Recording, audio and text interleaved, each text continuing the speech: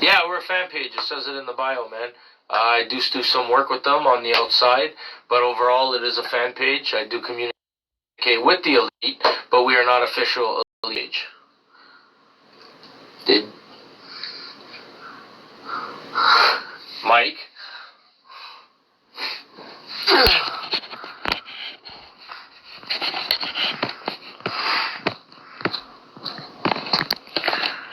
And here she comes. Here comes Mariah, guys. Straight from the UK. Hi. How are you?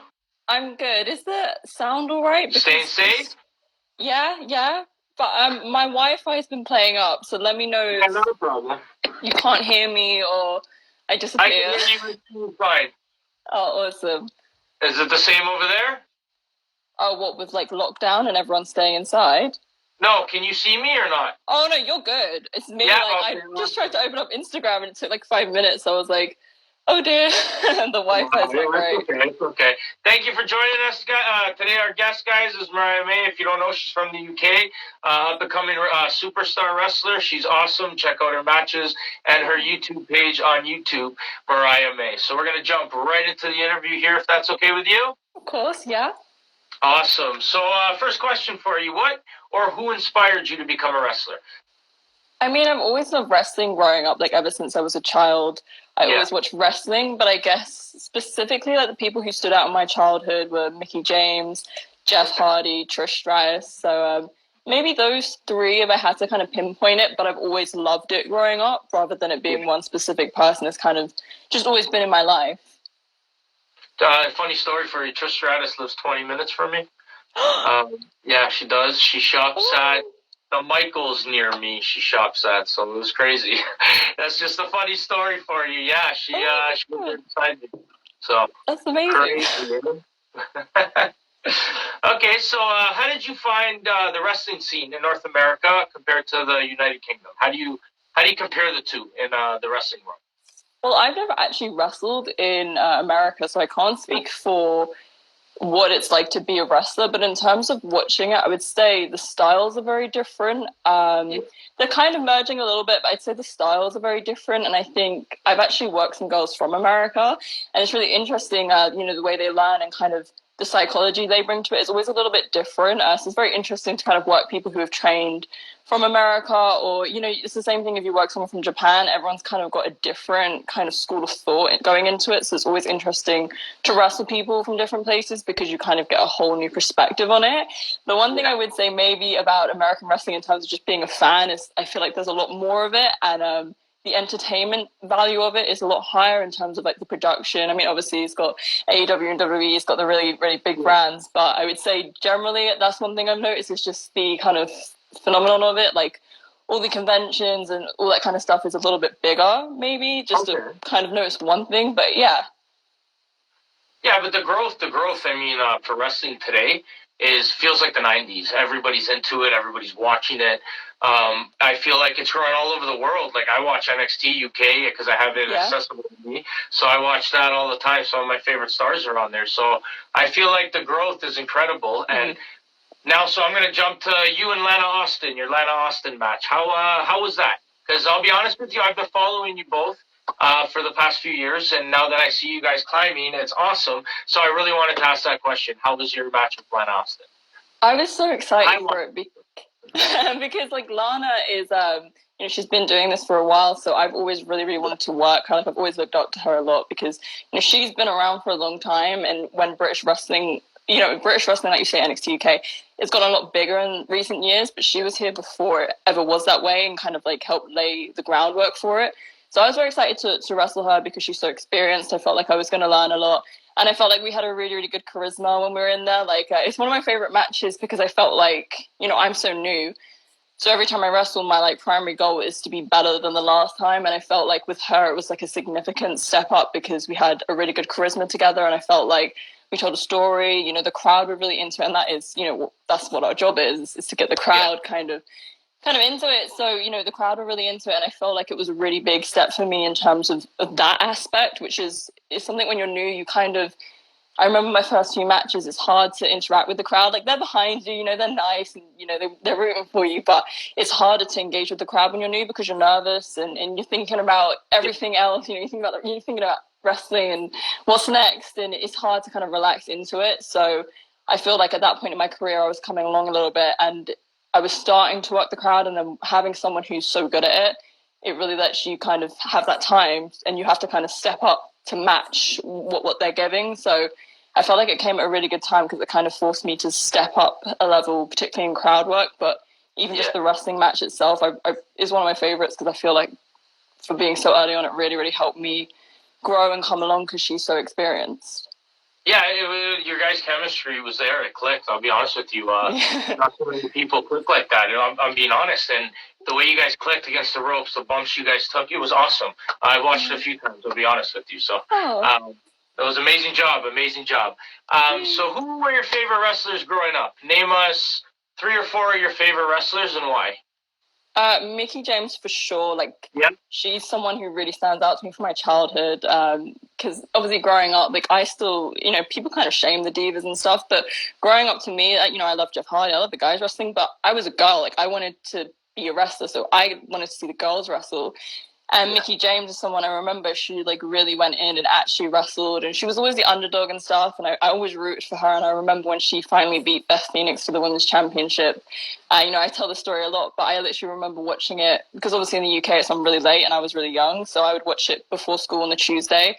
And I remember going to school and like telling everyone about it, and none of my friends even watch wrestling, so they're like, what are you talking about? But I was just so happy. So she really left a mark on me, and I would say is one of the reasons why I love it so much, because if I wasn't into it as a kid, would I be into it now? Would I have rediscovered it and got back into it? So she's one of the people that kind of lit that passion for me, and looking back now, it's someone I aspire to be in terms of the effect she had on me and how much she was able to kind of make me like fall in love with her and root for her and want to be her. You know what I mean? Like, as a kid, you want to be John Cena or you want to be Mickie James. Yeah, so I mean, definitely as a kid and now from a different perspective, she really inspires me.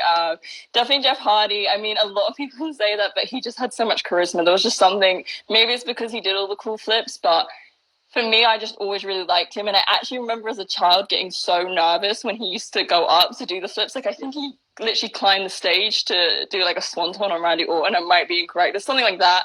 And I remember watching as a child and being so nervous and like, don't do it, don't do it. But, he was always someone that I really, rooted for growing up. And then obviously Trish, I just love Trish, and she just got so much charisma. And I guess that's what it is. Like, as a kid, you don't know why. You just like them. But then when you're older, you're like, oh, it's because, they had a lot about them. But, Trish now as well, like, I used to do a bit of modeling, and I find, like, some people kind of judge me for it in wrestling. They're kind of like, almost like I don't deserve to be here because I model as well, which is so silly because I was a wrestling fan before I was ever a model. But Trish kind of had the same thing because she was a wrestling fan, and she did a couple of like podcasty kind of interviewee hosty jobs. But because she was obviously predominantly, a model, that's how we all know her as Trish the model. She came in as a model and kind of learned on the job. I felt like she kind of got that judgment, and now she's like one of the most memorable female wrestlers of all time. And it's kind of like she shattered everyone's perceptions and proved everyone wrong. So like for me now, I'm kind of like, Trish can do it, you can do it, because I kind of get a little bit judged for modeling for some reason. So, everybody judges, right? So, yeah, it's one of those things, you just have to prove them wrong, Yeah, if you got the skill, which you do, you have the fan base, you have the following. Like, we're in Canada and we're in Toronto, we follow you. So, like, you're known, right? So, if you have the skill and you put in the work, like Cody says, you do the work, and you're going to make it. So, you know what I mean? Stay positive and keep going. People love you, and that's all that matters, right? You do the work, and you're very talented in the ring. So, it's hard for people to ignore you when you're that talented in the ring. So we'll move to the next question, all right? Where'd you grow up in the UK? So I've actually moved around a lot. I grew up in London, moved around different places in London a lot, moved to Australia for a year when I was younger. I actually don't know why. Everyone's like, why? And I'm like, I don't know. We just did. And I think my family didn't really like it, so we came back.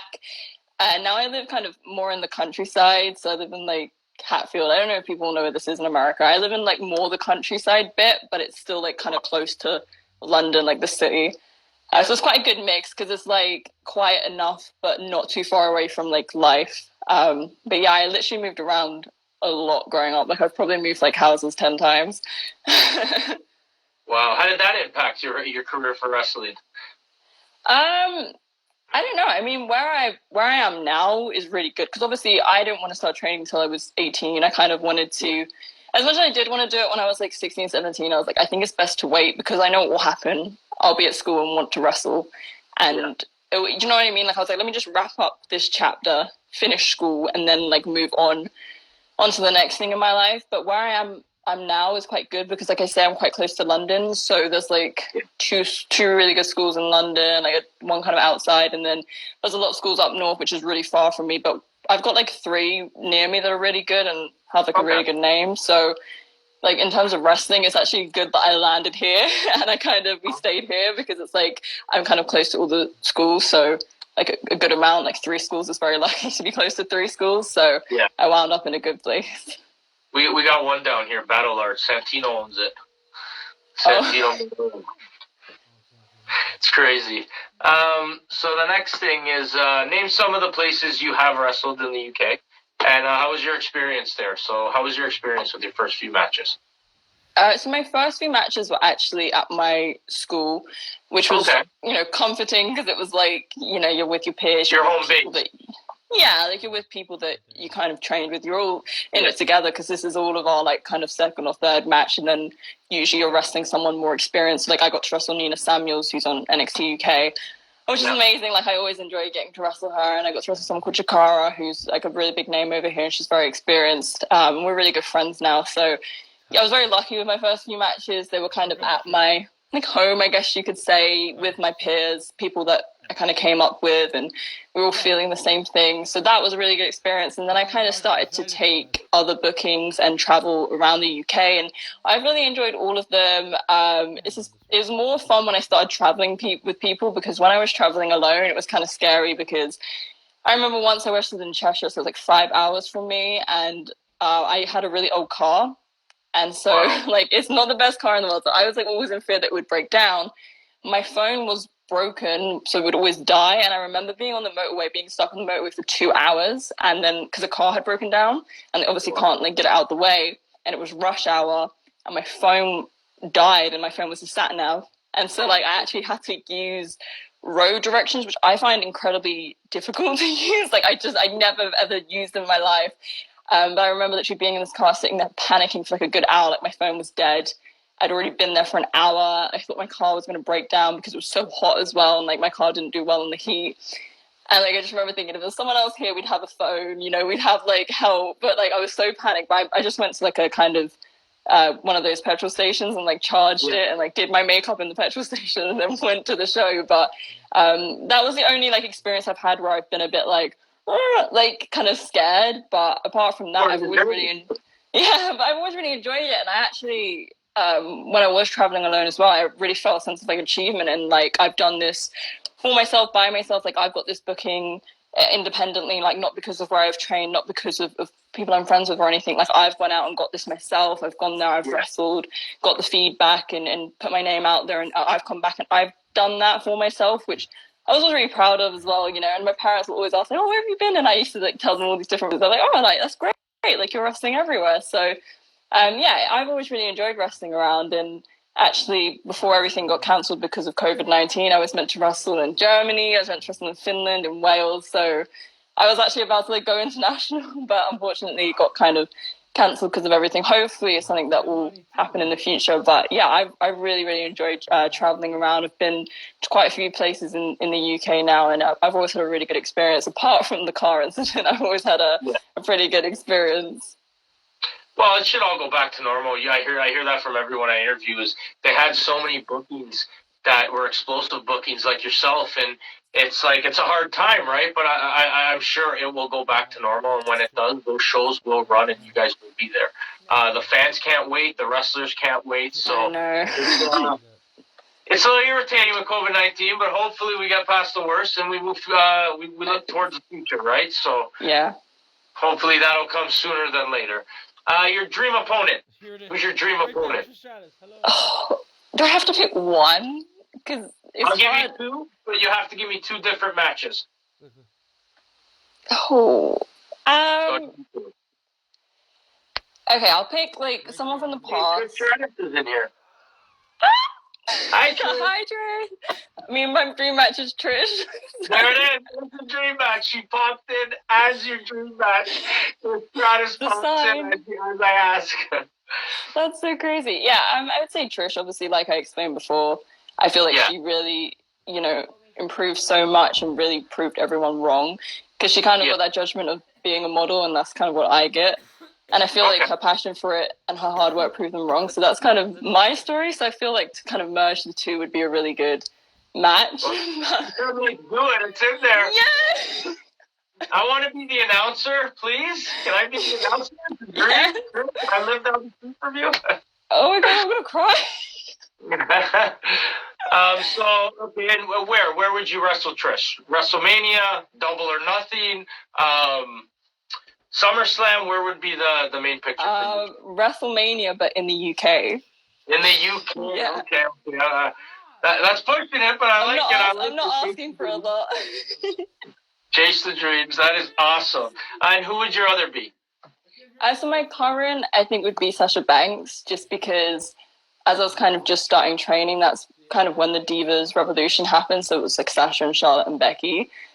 And for me, like I just fell in love with the way that Sasha wrestled. That was kind of Yeah. the bar I set myself, and I still set myself. So I feel like in that respect, I would love to wrestle her. I think I would learn a lot from her, but I feel like I've always looked up to her from when I kind of started wrestling.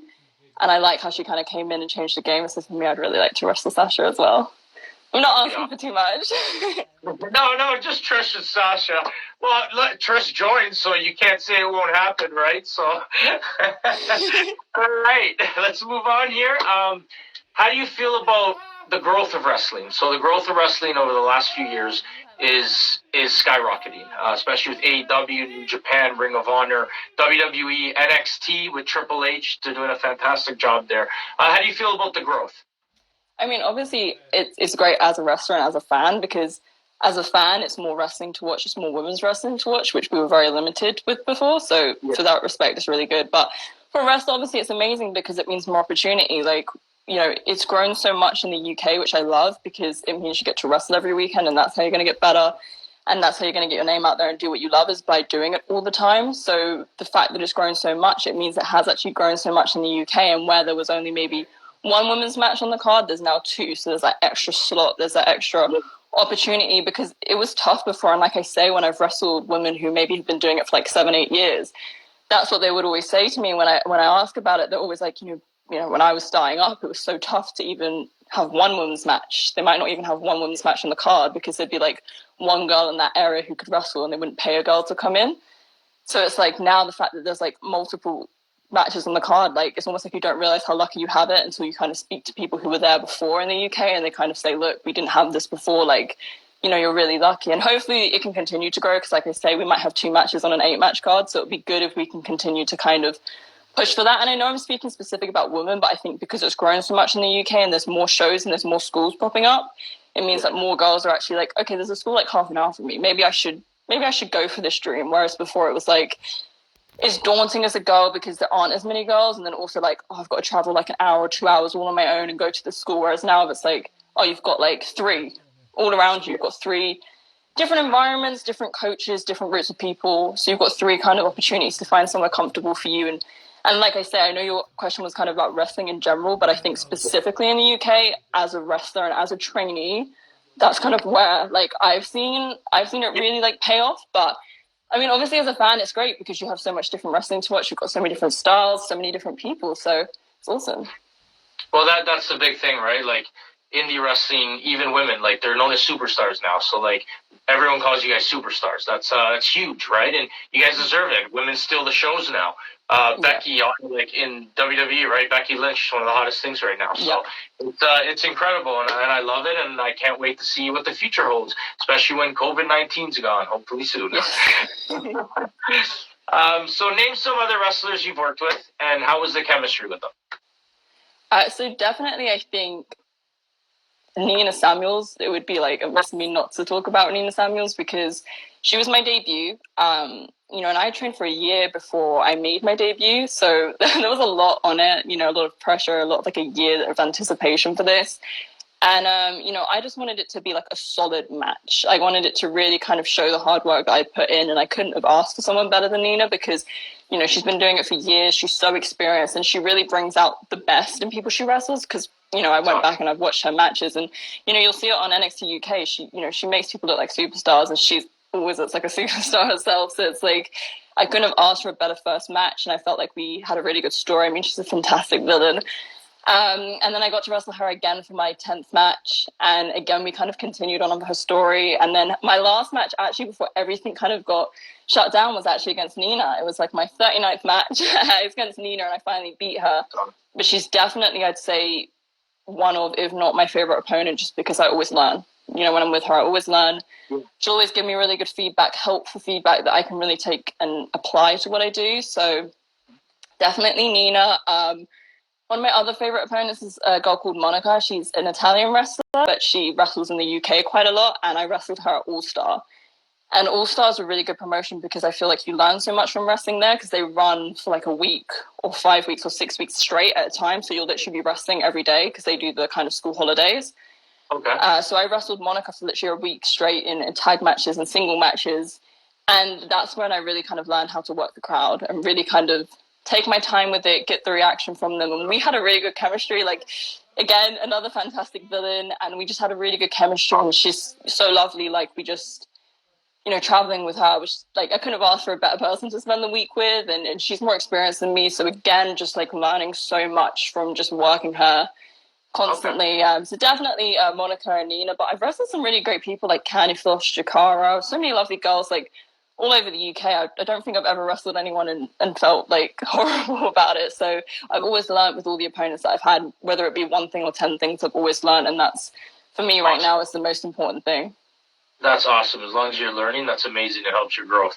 So that's awesome. Thank you. So we have two more questions. One of them is one I picked because I noticed you're playing Animal Crossing. How was that game? How was that game on the Switch? And just tell us a little bit about it. So I'm like obsessed with Animal Crossing. I played it a lot growing up. If you don't know what it is, it's basically like you live with animals and you're like in charge, I guess. You kind of have to pay. You have to make money and like pay for like the land and the town to kind of improve to anyone who doesn't play it. And you pay off your mortgage. So it's basically real life in the game. I don't know why. It's just so yeah, you live in like an island, it's deserted, you kind of like bring it to life, make it themed, become friends with the different animals or not friends with them.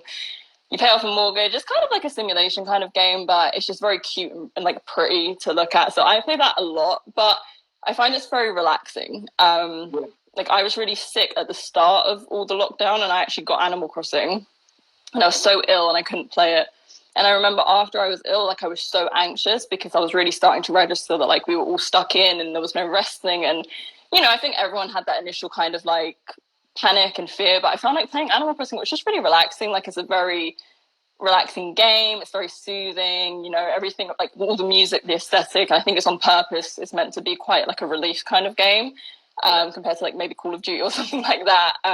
So I actually found like it really, it really like kind of just help calm me down and just like relax because there's nothing to do. There's nothing any of us can do really apart from just listen to what we're told to do, which is stay inside really. So there's nothing you can do. You might as well just relax and playing that really helped. Or buy all the toilet paper. That apparently calmed everybody down. So, right? I don't know, but you can play Animal Crossing or go buy toilet paper. Or stop all toilet paper. I would play Animal Crossing, guys.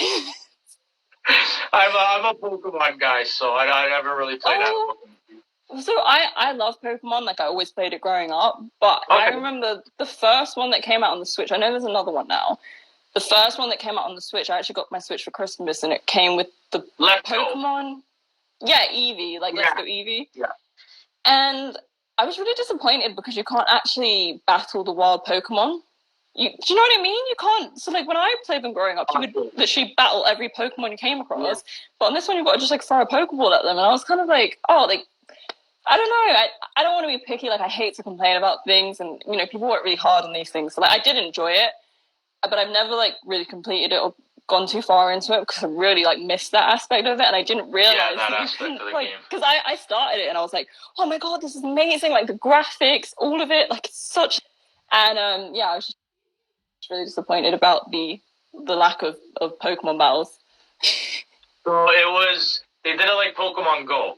That's why you have to throw the ball, because in Pokemon Go on your phone, you throw the ball. So they put in that aspect of the game instead of the battling. Yeah, I did miss the battling. I'll agree with you, but I did love the game overall, and I do have a Bulbasaur tattoo, but don't tell anybody.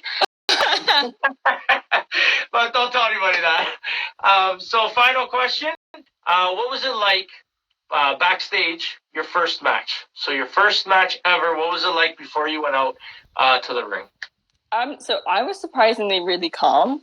I don't know how. I just feel like because I did a lot of theatre growing up, so I'm used to that kind of like, preparation, sitting backstage, waiting to go out in front of loads of people. And what I always found is I would always just be like dead silent, like just sat there like this. And especially with my first, I was so like internally nervous, but I guess I was just really just quiet and like looked really relaxed. But people would come up to me like, "You okay? You nervous?" And I'm just like, "No, I'm fine." Like just trying to like keep it cool, keep it cool. And I remember people asking me like, like, "Hey, you ready? You ready? You ready?" And I kind of feel like it's coming from a good place, but almost like, when someone's nervous and everyone's like asking them stuff, it like makes it worse. So for me, I was just like in my head, like, just bring it down, just stay calm. And yeah, it was, you know what, though, it was really nice, my debut, because it was actually the school that I was training at was the first show that they'd ever done. So it was quite a few people's debuts. We had some really, really good people coming in, like I say, Nina and a couple of other people who were super experienced coming in to kind of wrestle the new people, which was great. And it was a really good atmosphere because it was a really good house. Like, it was a lot of people out there, a lot of family, a lot of friends. And backstage, it was like our first show, and like we'd really done it together because, we did all the flyering, all the promoting, and really like, it was really like put together from all of us. Like, we all tried to like chip in and make it happen. So it was a really nice atmosphere to kind of have my debut in, because a lot of people were in the same boat, and it was like our first show, so we all kind of felt like a sense of like, you wanted it to go well, like you all wanted it to go really well. So it was a nice atmosphere. Yeah. That's awesome. Okay, well, thank you for taking the time to talk with us. Hopefully we can do it again. This was fun. Our guest, Mariah, we're signing off. You can say bye to everyone. Bye. And thank you, Tris, for joining, and hopefully we can get you that dream match. Yes, please. All right. Bye. We'll see you soon. Bye. Look.